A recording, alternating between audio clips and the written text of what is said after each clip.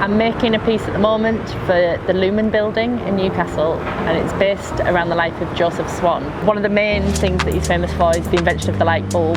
He first showed it in this building here at the Lit and Fill. My work is generally based around maps and charts and diagrams, so for this project I decided to track the whereabouts of Joseph Swan, and I used a map which incorporates all of the sites that he lived at or worked at or were significant within his life. Number 41 here is Underhill House, where Joseph Swan lived, and it was the first house to be lit with electricity. I take notes as I'm making a journey, and I record different points that catch my imagination, so it can be anything from a monument to a fire station or a man falling off his bike.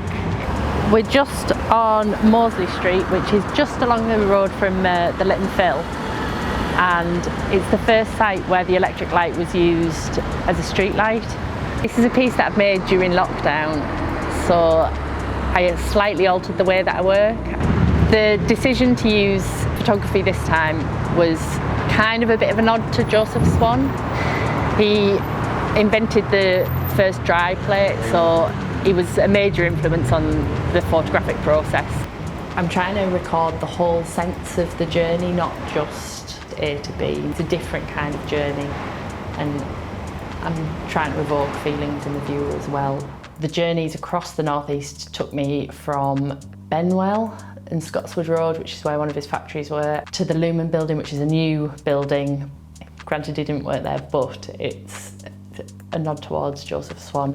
With this piece of work in particular, I was taking photographs, and the photographs were informing the work directly, so I was using the colour samples to make this palette, and the colour palette was used to make the map and the key. The actual light of the day came through in each of the photographs, so the time of day, everything mattered, and those colours were actually used in the piece, so it was a direct transfer of light and colour into the work, which is something I've never done before. I normally paint, and those colours are mixed up in the studio after the event, so it's not such a direct process.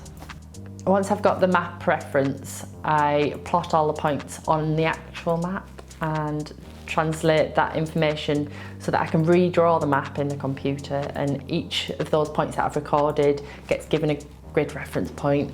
I'm kind of trying to give as much information as possible to the map, but without the physical geographical map being there, so it's my own interpretation of the landscape.